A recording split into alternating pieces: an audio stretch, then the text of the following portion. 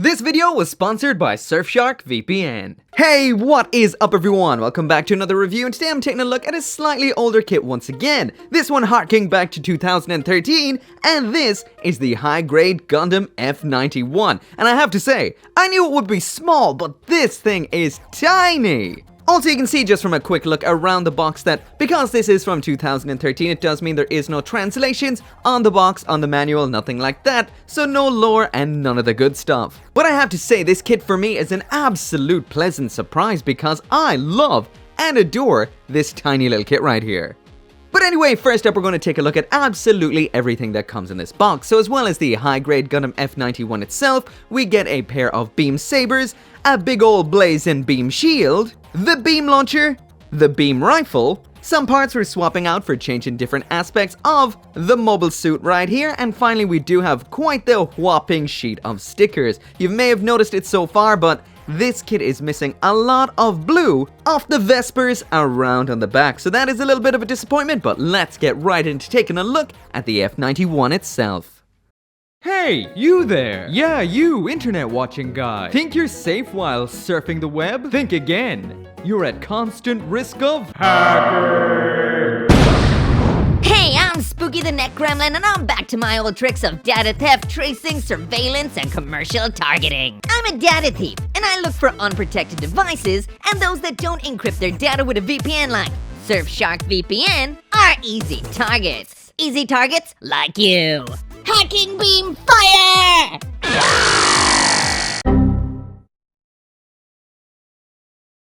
Hey, there's that Spitz Rin again! Ha! She's shopping for those silly plastic robots again. Waste of money. She should be buying that Gucci drip like me. Good job I bought up all the Gundams. All of them! So now she has to buy them from me for obscene prices, la la la. Look, her IP address says she's on the rich side of town. Oh la-dee-da, little Miss Fancy Pants. Take this! Price discrimination protocol activate! Haha, without a VPN, my online business will show you higher prices if I see you're from a more affluent city. Try and afford that master grade the own now. Save some money online from evil businesses like me by hiding your location, and also save some money by using the code Mecha to get 83% off Surfshark VPN and 3 extra months free. Link down there in the description box. So anyway, getting right into it, and there is the high-grade Gundam F91 just out of the box, snapped together with a little bit of panel lining. So that is just a little bit of black panel line around the face, some detail on the front skirting, side skirting, and the Vespers on the back, but besides that, this is pretty much just the out-of-box build. And like I said, it looks fantastic, but you may not know, most of you probably do know, but the Gundam F91 is tiny. It is so small, and in a way, I guess that makes it that much more impressive that it looks so good. I mean, it's dwarfed beside the normal RX 78-2, even more so beside a Gundam frame like the HG. Right here, there's an example of it beside Unicorn Gundam, and then something like New Gundam makes it look absolutely minuscule. But taking something like the real grade Crossbone right here will put it into perspective. These late UC mobile suits are very, very small, but even still, there's something about the F91 here that seems to me like it's the smallest high grade I have ever taken a look at. It has to be, but it's also so impressive. So as for what makes the Gundam F91 so impressive, it's mainly just how detailed this kit is when it is so small. It also packs in such fantastic articulation that some kits, even larger than it, don't even have. However, the biggest issue straight off the bat is the lack of yellow plastic. The only yellow plastic we actually have in here is up on that double V-fin, which does look quite good. But we are missing all the yellow off the front and side skirting armors. Just for the sake of example, there is where it would be, here, here, and here. But we don't have any. Same goes for what's meant to be on the Vulcans on the head, on the chest, and pretty much any of the detailing we're seeing right here. We're also meant to have some more on the rear section of the backpack, like you can see in there, but as you can see on the kit, nothing on the head Vulcans, nothing on the chest weapons, and nothing around back here on these thruster sections. Of course, those Vespers are meant to be blue, the rear section on the back of the feet is meant to be grey, and the list goes on. But yeah, long story short, the color separation could be better, but the molding on here is fantastic. Once again, for such a small kit, this does look great. You're going to need to grab yourself some grey and yellow paint if you want to finish this off. Definitely a whole load of blue paint for a round on the Vespers, but still, on the whole, it doesn't look that bad. If you didn't know these colors were meant to be molded in a different color, it looks quite good. Anyway, there's that full 360-degree spin, and once again, the silhouette here is perfect. The F91 up there on the shoulders, those are stickers, and very nicely designed stickers at that. They look great. However, I'm sure they will rub off quite easily if you're a little heavy-handed with it, so be careful. But once again, for something so small and something that is 8 years old, it is still aesthetically very impressive. So now jumping right on back to the start as usual to see all of those accessories, and now it's time to check them out one by one. So when it comes to hands, the high-grade Gundam F91 right here is rocking a standard set of holding hands. You know what? Something that I really don't do enough is try out other kits' accessories to see if they fit, because I just assume they're all the same. They just may not be. So grabbing Hijiroboshi right here one more time just because it's on the shelf beside me. Borrow your gun there, hope you don't mind. And hey, why not the club too? Whoa. The holding hands are the usual here, so just pop off the back like so. Try out that weapon. Ooh, feels okay. A little loose. Off with the back of the hand. In with the club. Yeah, and once again, that works out pretty fine. Not too bad at all. Man, I really should try this out a little more often. So onto some weapons that are actually belonging to this particular kit, and first up we have the beam sabers. So these are not so great, I'll mention. As you can see, the beam doesn't seem to hold into these very well, it seems. Mainly due to this odd, short little peg in the bottom. Besides that though, it's fine, but also the fit into the hand could be a little more snug. Again, fine, and they definitely get the job done. So there's an example of what they look like in the hands, and I can only assume these glow under UV, so let's test them with some blue LEDs. So light off, and let's try the blue. Now this is a pair of beam sabers that definitely glow. These look phenomenal. I love this particular green plastic, and also this kind of wider, more tapered beam saber that focuses the light towards the tip. They look so good. It is a little bit of a shame that they flop a little bit, but besides that, these look excellent. As far as I know with the F91 right here, when these sabers are not in use, they actually store in the side skirting armors, or one particular side skirting armor. Can actually double check that with the master grade right here. Let's have a peek. What exactly is in here? Yeah, beam sabers. But sadly, this panel does not open up on the high grade. It is just, well, molded on there, drawn on even. So if you're going to store your beam sabers, you're going to have to store them elsewhere. So next up in here, we've got a second pair of hands. These are ones with some extended trigger fingers. And these have something I've never seen on hands like this before. And that is a gap for the trigger section to go through. That is pretty cool. So basically what that means is when you stick in something like the beam rifle right here, the finger actually goes through the trigger. Then when you pop the back onto the hand like so, the trigger finger is actually holding the trigger. That's a cool effect. Now that is something I have never seen before. As for the beam rifle itself, this is very nice. It's got a lot of very nice detailing on the surface, just like the high-grade F91 itself. As you can see, it is cast in two colors, that is grey and white, which does give it that extra nice bit of dimension. And finally, we do have just a sticker there for the sight section, but still, very nice looking. Can it use the handle on top? Always the ultimate question.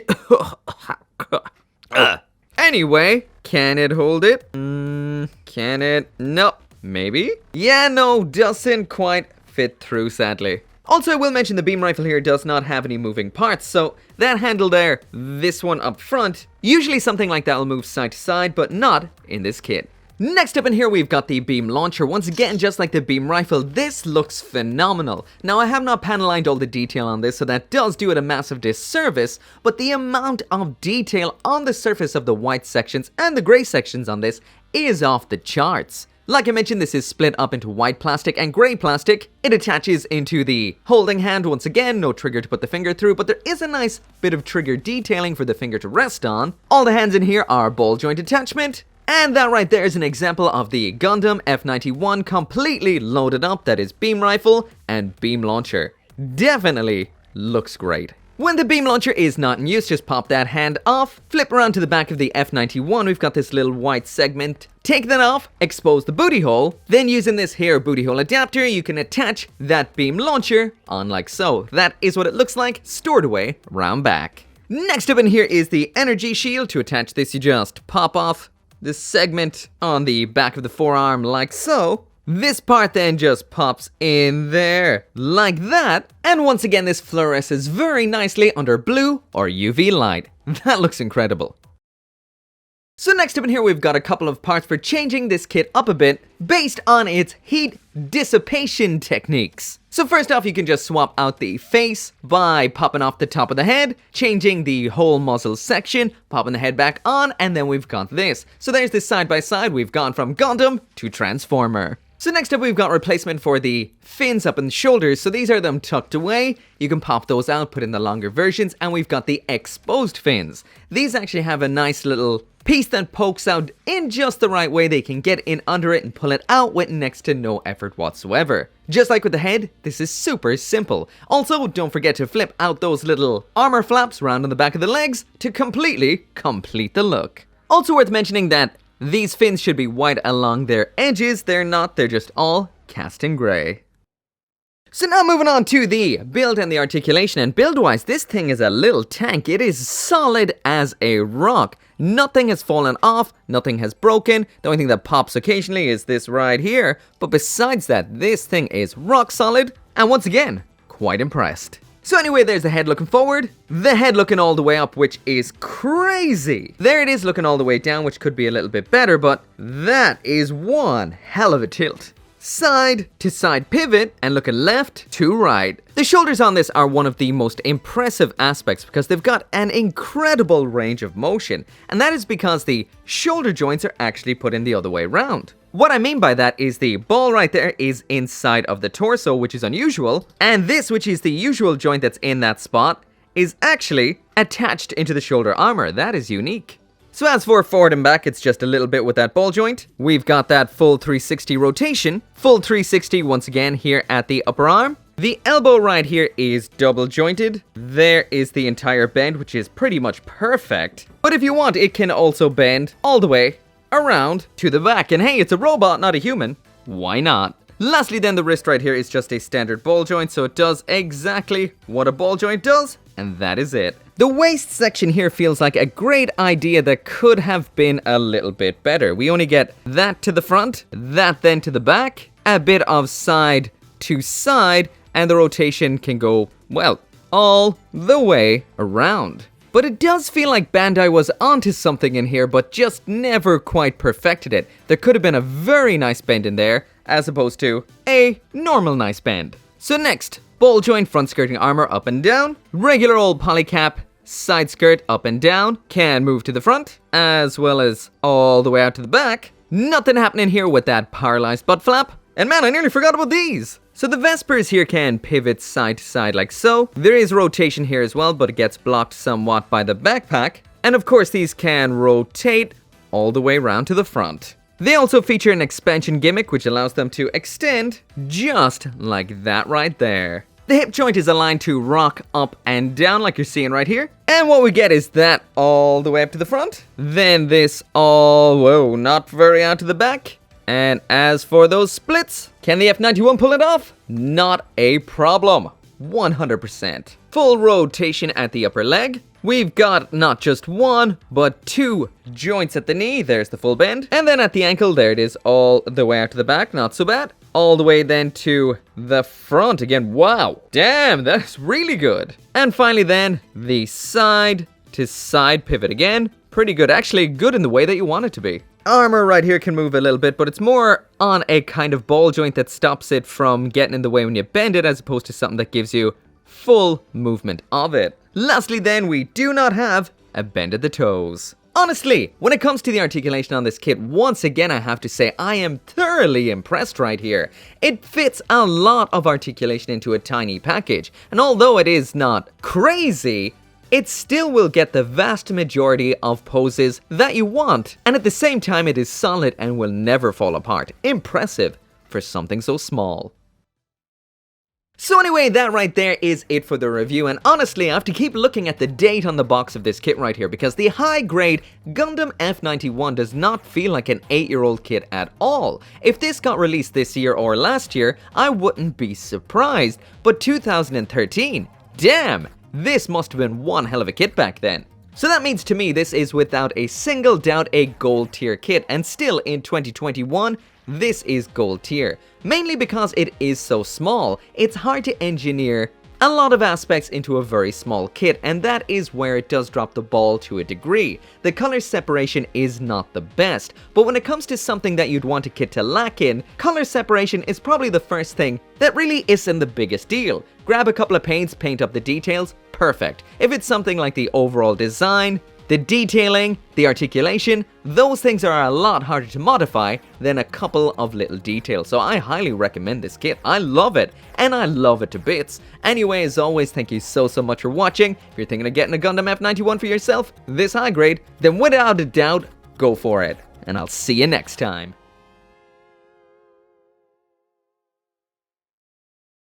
As always, I cannot end this video right here without thanking each and every one of you guys for watching this video, for dropping a like, subscribing, and of course to each and every one of you that supports me over on the channel memberships or over on Patreon, like Craig Jerry, Tyler Sanders, the ambassador for Asymmetric Cats, Caleb Engelhart, Sean T, and Brian Perez.